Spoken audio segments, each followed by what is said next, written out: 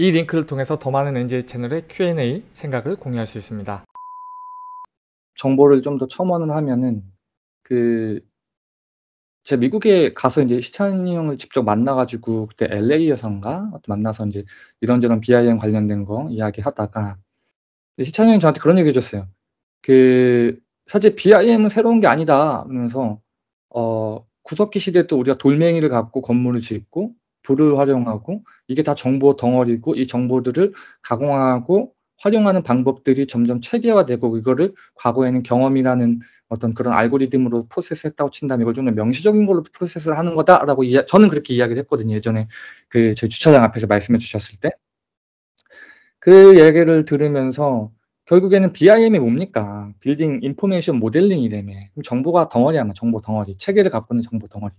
그러면 이 정보를 가지고, 그러니까 이 데이터를 가지고 할 수 있는 게 많겠죠. 이 데이터를 앞으로, 옆으로, 혹은 뭐 튀겨도 먹어보고 구워도 먹어볼 수 있는 것처럼 제가 컴퓨테이션 디자인에서 설명해 드렸듯이 어떤 정보를 가공한 하나의 방법론이 연역적, 그 다음에 귀납적 방법이라고, 머신러닝은 좀 더 이제 귀납적 영역이 좀 더 가깝다. 그 방법론으로 데이터를 가공하는 거다라고 이제 말씀을 드렸던 것이고, 그리고 이제 쭉 얘기해 주신 것들 한번 다시 리비짓 해 보면, 그러니까 제가 한국에 와서도 그렇고 이제 많은 회사들이 보면은 그렇게 하는 것 같아요. 그러니까 기존에 있는 회사 문서들을 가지고 챗GPT 프롬프트 엔지니어라 하더라고. 그거 챗GPT로 트레이닝 시켜가지고, 예를 들면 이런 거 있습니다. 여러분들 웹사이트 찾아보시면은 내가 갖고 있는 PDF를 챗GPT한테 던져주면은 어떤 그거에 관련된 내용들을 마치 학습한 것처럼 서머리해서 줘요.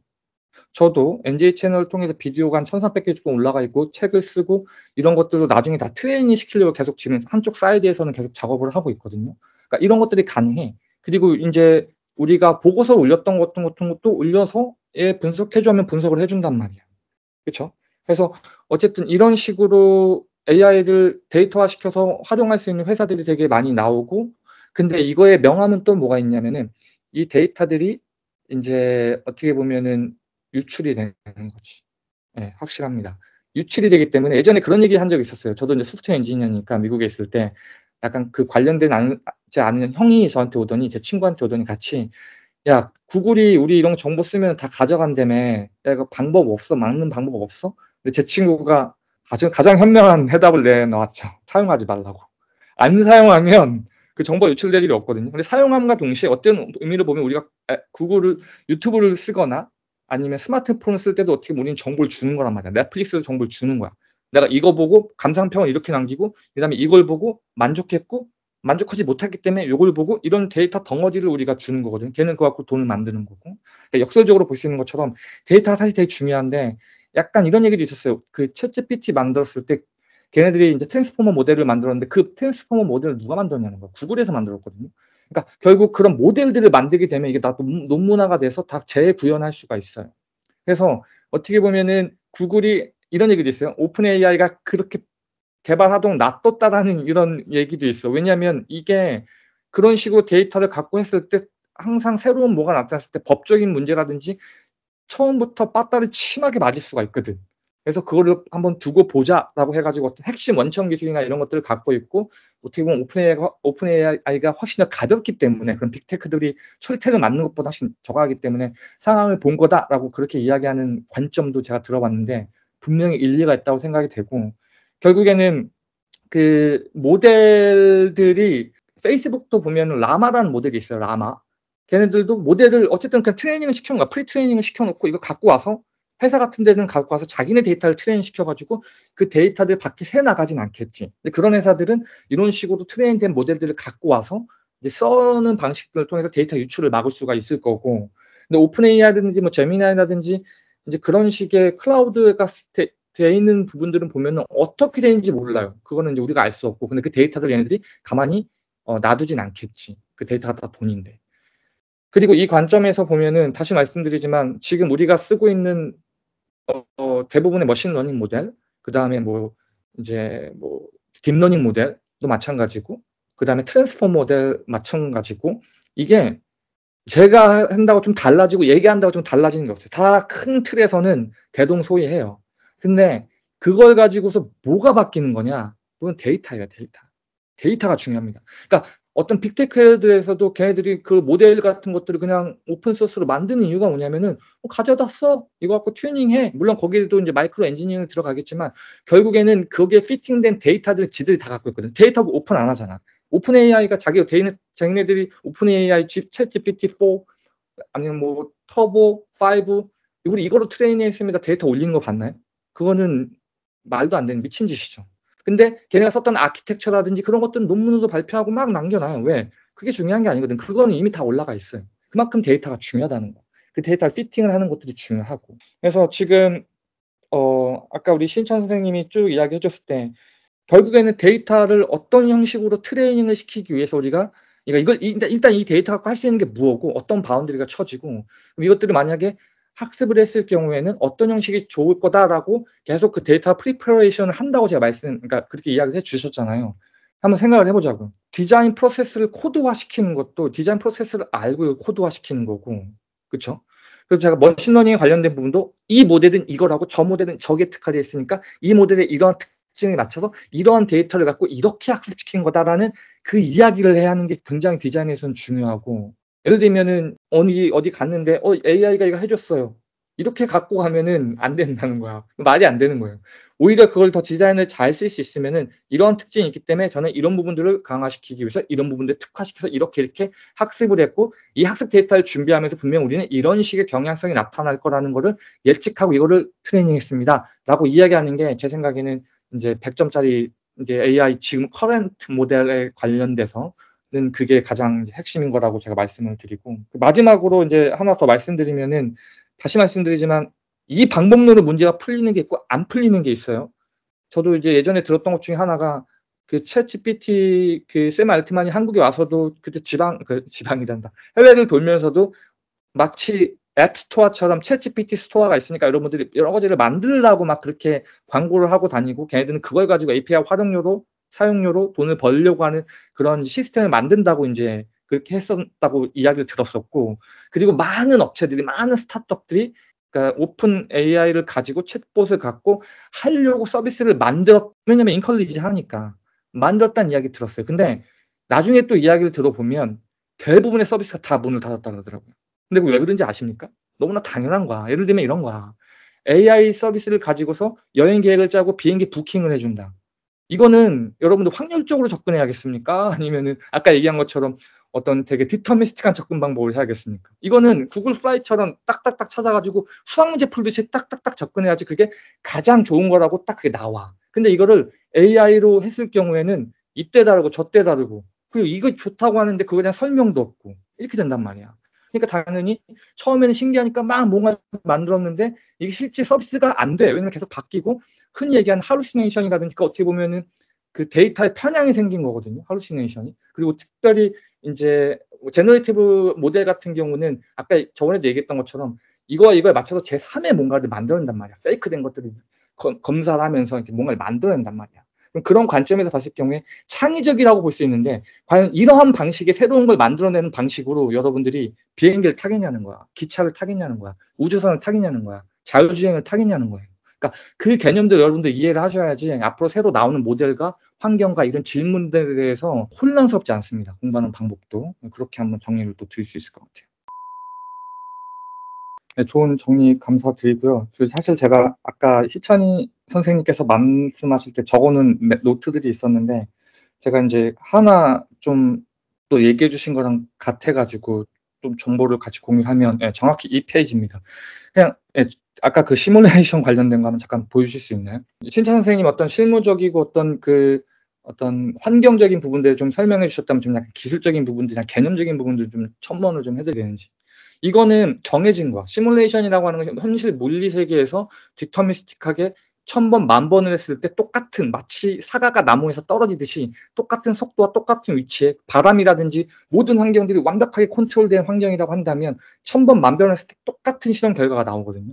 그러면 여기서 우리가 원하는 건 뭐냐면은 대부분의 시뮬레이션에서 AI를 활용한다는 거는 약간 뭐 예외가 있을 수는 있겠지만 대부분은 결국에는 시뮬레이션을 하려고 그러면 되게 에너지 소비가 많단 말이에요. 컴퓨팅 파워가 많이 들어가고 시간이 많이 들어간단 말이에요. 그래서 여러분 논문 같은 것들 봐보시면은 내가 이 시뮬레이션을 이 정도 정확도, 그러니까 정확도라고 얘기하면 우리가 기존에 전통적으로 돌렸던 그 시뮬레이션에 최대한 가깝게 붙이는 거겠죠. 왜냐면 그거는 뭐 그렇게 나온 거니까. 그래서 이게 뭐 1시간짜리라고 했으면 렌더링도 마찬가지지만 1시간짜리라고 했으면 이거를 뭐 1분에 끊었습니다. 10초에 끊었습니다. 그러면서 이제 어떻게 그거를 끊었는지에 대한 설명을 해줘요. 대부분 이제 가령 이제 인터폴레이션 방법을 많이 쓰겠죠. 이건 이미지랑 똑같아요. 예를 들면은 이제 제가 머신러닝 관점에서 설명을 해드리면은 내가 1시간 공부했는데 영어 점수가 10점이 나왔어. 데이터 하나. 그다음에 10시간 공부하니까 영어 점수가 100점이 나왔어. 데이터 둘. 그다음 세 번째 데이터는 5시간 공부하니까 50점이 나왔어. 그러면 그 1시간 공부, 10시간 공부, 5시간 공부하는 것들이 1시간은 10점, 10시간은 100점, 5시간은 50점 나왔죠. 그럼 되게 리니어한 거잖아. 그럼 이 선형 관계가 모델링이 됐다고 친다면 여기서 야 2.5시간 공부하면 얼마큼 나올 꼭은 아니지만 확률적으로 얼마큼 나올까 하면 25점이 나오겠죠. 이런 식으로 그 모델링들을 어떻게 보면 다 시뮬레이션 하지 않더라도 그 데이터들을 가지고 와서 추론하는 거거든. 그래서 데몰리시 같은 것도 아까 설명해 주실 때 이것 건물이 무너지고 어떤 식으로 무너지는 게 좋고 크리티컬한 라인들이 나온다고 말씀해 주셨는데 A라는 빌딩에 대한 데이터를 우리가 갖고 있어. 그리고 B라는 형태의 데이터를 갖고 있어. C라는 형태의 데이터를 갖고 있어. 근데 하지만 A에서 B로 살짝 비슷한 환경의 건물 같은 경우는 데이터가 없어. 그래서 어떻게 될지 몰라. 경험적으로 이렇게 하면 되겠다고 생각을 하겠지만 데이터가 있기 때문에 이 데이터를 가지고 우리가 과거에 경험하지 않은 그 형태들의 대한 데몰리시에 관련된 어떤 크리티컬 라인을 뽑아낼 수가 있는 거지. 그러니까 이런 식으로 여러분들이 기존에 쓰는 모델이라든지 어떤 그 우리가 AI를 활용하는 방법들, 그러니까 AI를 빼고 생각하세요. 우리가 도대체 이거를 어떤 식으로 접근하고 확률적으로 접근해야 될지, 아니면 이거를 접근할 때도 내가 갖고 있는 게 알고리즘인지 혹은 데이터인지 이것에 대해서 약간씩 바뀔 수가 있다. 라는 포인트를 조금 이제 기술적으로 어떤 말씀을 좀 드릴 수 있을 것 같습니다. 그러니까 좀 이렇게 코드 한 줄 짜고 네. 예? 데이터 구조 한번 만들어 보고 데이터 구조 파스 한번 해 보고 뭐 대단한 걸 얘기하는 게 아닙니다. 이거 근데 말해요. 근데 이게 그런 걸 경험을 하면 데이터라는 게 뭐구나를 깨닫게 되니까 이제 그러니까 그런 그런 과정에 순기능이 필요가 필요하다. 없이 네. 이런 얘기를 아무리 들으면은 계속 상상만 네. 한다는 기술을 상상으로 이해하는 케이스를 너무나 많이 봐서 이게 약간 맞아요. 그리고 인제 그런 얘기도 있잖아. 이제 더 이상 AI라는 단어를 안 쓸 거라고. 솔직히 요즘 그런 얘기 써요? 다시 그쵸. 얘기하지만 스마트폰이나 써요? 옛날에 컴퓨터, 컴퓨터, 스마트폰 이거 엄청난 키워드였습니다. 장난 아니었어. 그렇잖아. 웹, 옛날에 그 뭐야 2000년대 그 닷컴 버블. 그쵸. 그러니까 이게 다 유행인데 여러분들 학습하는 여러분들이라는 것들은 유행을 둥둥둥 떠내려가지 말고 아무 생각 없이 떠내려가지 말고 마치 미역처럼 파도가 일치면 일로 갔다 절로 갔다 하지 말고 보란 말이야. 어느 방향으로 흘러가는지. 그래서 이거를 내가 시간을 갖고 학습을 해야 하는 전략으로 가야지. 그렇지 않으면 그냥 one of them 되는 겁니다. 모든 사람들이 약간 난리가 난 듯한 느낌이 들어. 어떤 느낌으로 보면. 왜 이 얘기를 드리냐면은 각각의 산업, 건축뿐만 아니라 디자인, 뭐 BIM도 마찬가지고 오늘 다른 산업들도 보면은 지금 다들 너도 나도 AI다. 사실 AI는 결국 데이터거든요. 데이터에 대한 이야기인데 이 데이터들을 어떻게 하는 게 좋냐. 막 여기서 이거 듣고 여기서 이거 보고 이게 맞다 저거 하다 막 이런 이야기를 해서 스스로가 각자가 소화해서 그 믿음을 갖고서 이제 해 나가는 그런 약간 어떤 의미로 보면은 카오스적인 세상이라고도 볼 수 있다는 거죠. 제가 이 이야기를 왜 이렇게 장황하게 했냐면 약간 이런 생각이 듭니다. 만약에 우리가 초등학교, 중학교, 고등학교 과정에서 수학을 배우지 않아. 수학을 배우지 않은 상태에서 살다가 우리는 다 살았어. 왜냐면 특정 몇몇의 수학자들이 그것들을 다 밑바닥에 깔아 놓고서 우리는 그걸 그냥 활용하면서 수학이라는 개념을 덧셈 뺄셈만 알고 살았다고 치자고. 혹은 이거보다 더 몰랐어. 근데 갑자기 야 곱하기 더하기 뭐 엑셀을 가지고 이렇게 하면 할 수 있대. 라는 것들이 나왔을 때 그 수학을 배웠지 않았던 사람들은 엄청난 혼란을 가질 수밖에 없겠죠. 이게 이해가 안 된다면 스마트폰을 한번 보자고. 일본은 지금도 팩스 쓴다면서요. 팩스 쓰면서 이메일을 보냈는데 이메일을 못 믿어서 팩스를 쓰는데 팩스를 보낸 다음에 이메일로 팩스 받았어요? 이렇게 이메일로 물어본다 하더라고요. 그런 것처럼 만약에 스마트폰이 전혀 안 나온 상태에서 그거에 대한 경험이 없는 상태에서 갑자기 내가 사회에 딱 들어왔는데 모든 사람들이 다 스마트폰을 쓰고 있었어.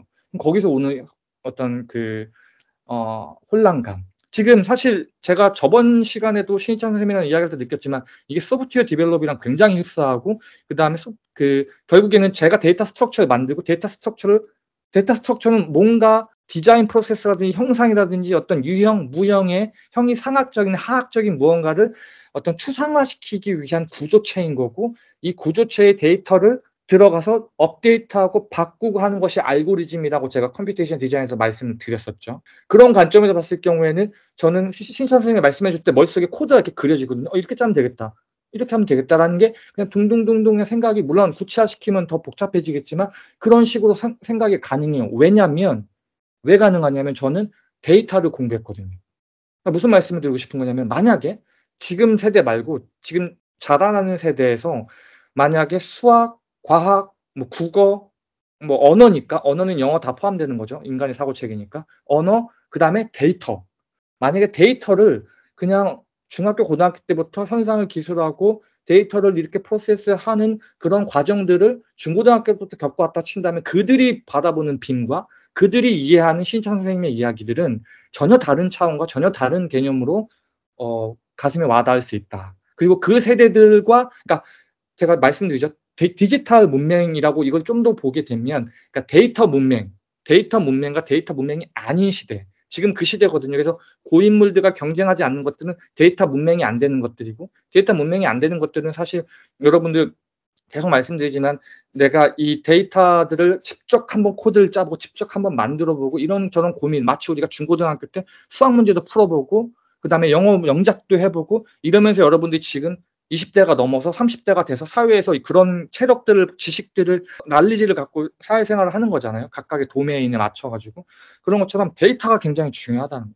데이터를 좀 공부를 하시고 이게 여기까지 왔는데도 계속 이렇게 맴 돌면서 나는 어떻게든 이렇게 한번 승부를 내보겠다는 사람들은 평생 그거랑 똑같아. 말씀드렸듯이 야 남주야 새로운 컴퓨터 프로그램 버전 나올 때마다 매번 공부해야 되는 게 너무 스트레스 받는다는 사람은 대부분 다 겉핥기로 하는 사람들이에요.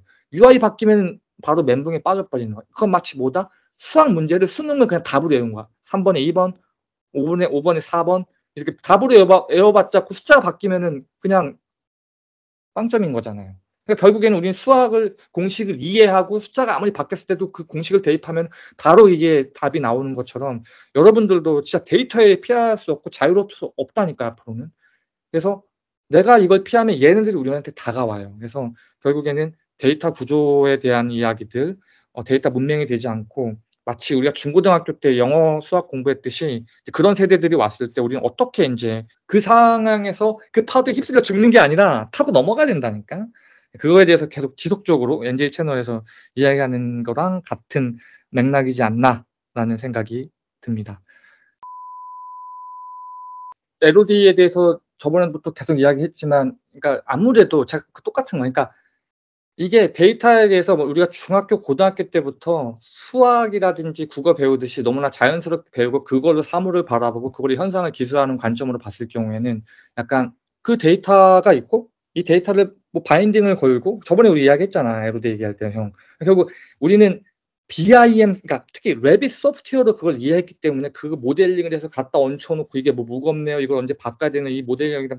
그런 관점으로 보면은 그것이 보이고 어떻게 데이터 운영 체계 관점에서 봤을 경우에는 물론 이 비주얼라이제이션이 굉장히 강화된 영역이라고 그때 말씀해 주셨지만 그럼에도 불구하고 어쨌든 뭐 데이터가 시각화시키는 거는 그 다른 이야기인 거고 그냥 어떻게 보면 그냥 시각화가 되는 거고 결국에는 그 데이터들이 이게 LOD가 있는 데이터들이 있으면 그것들을 스위칭을 하면서 보여주고 필요하다면 더 디테일을 넣을 수도 있고 뺄 수도 있고 그런 식으로 약간 데이터 매니지먼트 관점에서 봤을 경우에는 제가 봤을 땐 그냥 레퍼런싱의 차이라고 있는 것 같은데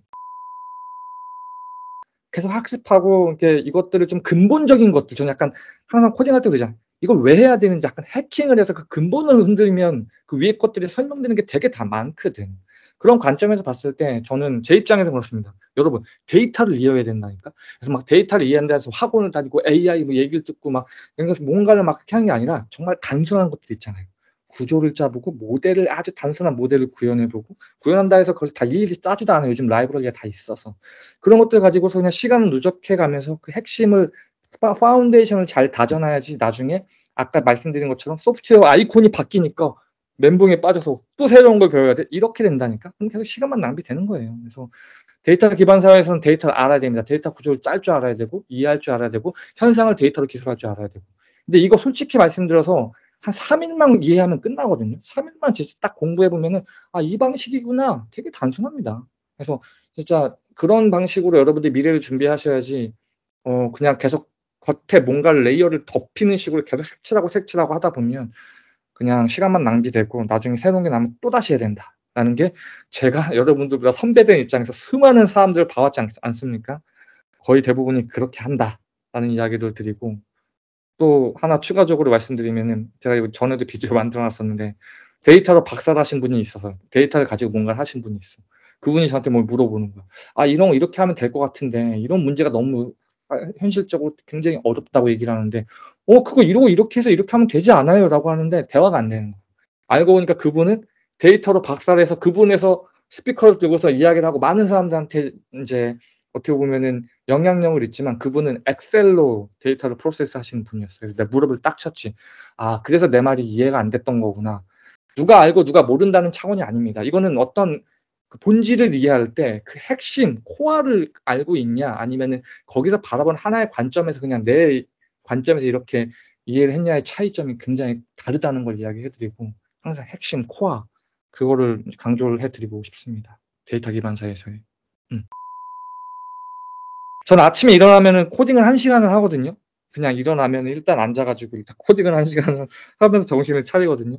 근데 이런 습관을 들이게 한 이유가 뭐냐면 진짜 못 따라가겠어요. 너무 바쁘고 일도 바쁘고 저도 사실 회사 프로젝트도 많기 때문에 저도 막 회사 프로젝트를 보여주고 싶은데 이건 안 되잖아. 큰일 나잖아. 막 그런 부분들도 되게 많고. 그러니까 결국에는 뭐냐면은 이게 여러분들 뭐 저도 마찬가지고 신희창 선생님도 마찬가지지만 이 자리까지 온 것도 사실 어렵지만 한 분야에서 어쨌든 온 것도 어렵지만 이걸 지키고 앞으로 변화를 따라가는 것도 결국에는 노력이에요, 노력. 시간을 많이 들여서 진짜 방망이 깎는 노인처럼 앉아 가지고서 계속 깎으면서 가는 그 노력이 반드시 필요되고 그런 습관이 되게 중요하다라는 이야기를 좀 마지막으로 드리고 싶습니다.